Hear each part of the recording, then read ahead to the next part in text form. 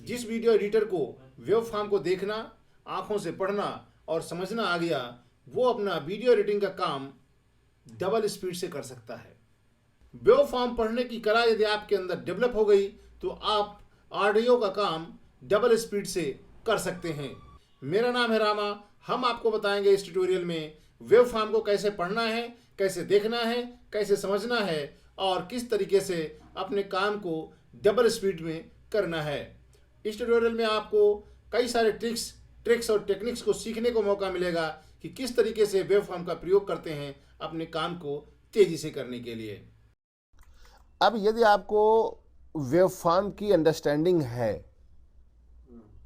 Web form की understanding का मतलब ये होता है कि कभी भी, अब आपको यहाँ पर ये बात ध्यान रखना पड़ेगा, जब भी कोई पैराग्राफ या लिखा जाता है वॉइस ओवर, तो सेंटेंस के थ्रू लिखा जाता है। सेंटेंसेस ही होते हैं, इसमें लगा होता है कामा, फुल स्टॉप होता है, फुल स्टॉप सेंटेंस खत्म करता है। और जब भी कोई वॉइस ओवर करने वाला आदमी होता है ना, वो क्या करता है, फुल स्टॉप पे जा करके ही अपनी सांस लेता है, तो थोड़ा सा गैप क्रिएट होता है। तो ये जो गैप क्रिएटेड यहाँ दिखते हैं ना, वेब फॉर्म यदि आप ढंग से देखेंगे तो आप देख करके आइडिया लग जाता है कि आपको कहाँ कहाँ पर पॉजेस हैं। दिख रहे हैं पॉजेस, ये पॉज, ये पॉज, ये पॉज। अब यहाँ पर देखो, ये लंबा सा गैप है और इसके बाद यहाँ पर थोड़ा सा हुआ और फिर शुरू हो गया। इसका मतलब यहाँ पर क्या हो गया है, कोई ना कोई प्रॉब्लम आई है। वॉइस ओवर जब आदमी कर रहा था फ्लो में करता है, यदि रुकता है और कोई बहुत छोटा सा सेंटेंस लेता है, हल्का सा, इसका मतलब वहाँ पर वो रिपीट है। ऐसा हमको देखने से पता चल जाता है, सुन करके भी आप पता लगा सकते हैं। लेकिन यदि आपके अंदर ऐसी कोई स्किल डेवलप हो गई कि जो आप देख के आइडिया लगा, देख के आइडिया कैसे लगता है, जैसे इसकी वेव फॉर्म है और इसकी वेव फॉर्म है, मैच कर रही है। दिख रहा है ये सिंबल एक जैसा है, बिल्डिंग देख रहे हैं एक जैसी है, यहाँ पर भी लगभग एक जैसा ही है, दिख रहा ना, यहाँ पर भी एक जैसा है और यहाँ पर भी एक जैसा है और यहाँ पर भी एक जैसा है। इसका मतलब ये हो रहा है कि यहाँ से आदमी ने बोलना शुरू किया लेकिन बोल नहीं पाया, तो यहाँ जाकर के बोला फाइनली। ये देखिए, ये चार जो सिंबल, चार लाइनें जो बन रही ना, ये वाली देखो, 3 लाइनें तुमको दिख रही है ना नीचे डिवाइड, ये इसका मतलब हमने कभी सुना नहीं है, हम देख के बता रहे हैं ना आपको। इसका मतलब यही चीज यहां बोली गई, यही चीज यहां बोली गई, यही चीज यहां बोली गई और यही चीज यहां बोली गई। यदि वेव फॉर्म की जो डिजाइन है ना एक जैसी है, इसका मतलब है कि वही चीज रिपीट की गई है। बहुत बारीक चीज है, और यदि ये आपको पकड़ में आ गई तो आपका काम बहुत सारा आसान हो जाएगा। कुछ ना कुछ दिन के बाद ये डबल स्किल डेवलप करनी पड़ेगी। जिसे लोग कहते हैं ना, सुन के आइडिया लगता है, सुन के नहीं। अब होता क्या है, देखने का जो टाइम होता है वो बहुत कम सीक्वेंस, कम टाइम लगता है, 1 सेकंड में आप बहुत लंबा देख सकते हो। सुनने के लिए आप रियल टाइम में सुनते हो तो सुनने में आपको लंबा टाइम लगेगा। तो इसलिए देखने से यदि आपको आइडिया लग जाता है कि यहाँ पर क्या रिपीट हो सकता है, क्या प्रॉब्लम क्रिएट हो सकती है, तो आपका बहुत सारा काम आसान हो जाता है। क्लियर? कैसे करते हैं हम बताता हूँ आपको। अब यहाँ पर गए, जैसे हमको लगता है ये यहाँ पर क्या गया, यहाँ गया 3.5 एकड़, और यहाँ जाके सुनो 3.5, मतलब यही चीज यहीं बोली गई, मतलब ये सब यहाँ तक रिपीट है।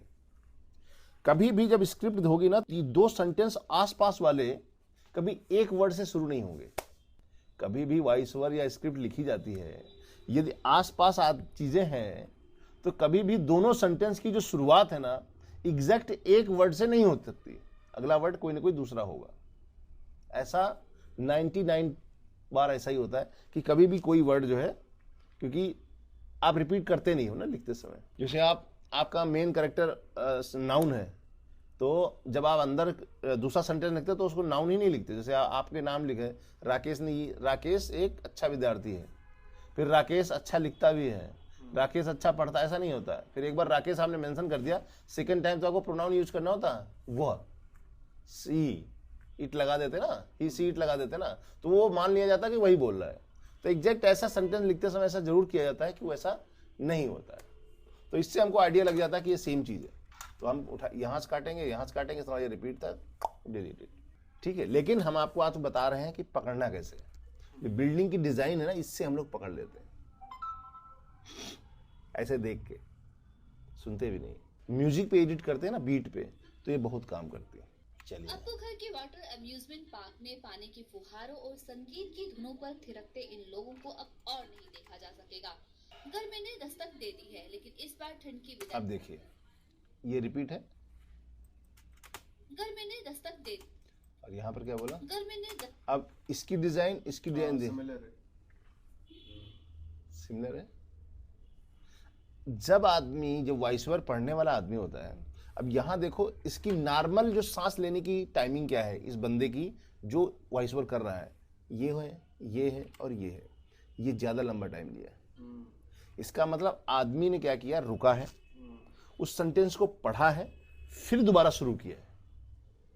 इसका मतलब ये पूरा सेंटेंस नहीं किया है। हम लोग गैप देख के आइडिया लगा लेते हैं कहाँ तुमने रिटीक किया है। अब ध्यान से देखिए है, अब आइडिया का आपको आइडिया लग जाएगा अपने आप।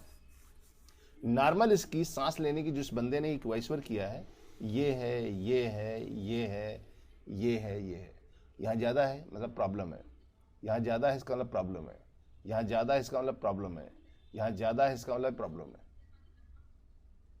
हम लोग देख के आइडिया लगा लेते हैं कि कहाँ कहाँ तुमने क्या क्या किया होगा। ना मानो अभी वॉइस ओवर करेंगे, एडिट करेंगे, आपको पता चल जाएगा कि हाँ ये जो कह रहे हो सही है या गलत है। अब ये हेल्प ये करती है, जैसे हमने यहाँ पर रुक गए, ठंड की विदा होने। अच्छा यहाँ पर हमला फंस गया, अब हो सकता है 3 बार रिपीट किया हो, जैसे यहाँ पे हुआ, जैसे यहाँ पर जैसे दे दिया माहौल लोगों को नसीब नहीं होगा। 3.5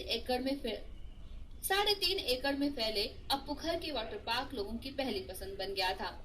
3.5 एकड़ रिपीट, अब 3-4 बार हो गया, अब हर बार सुनना पड़ेगा।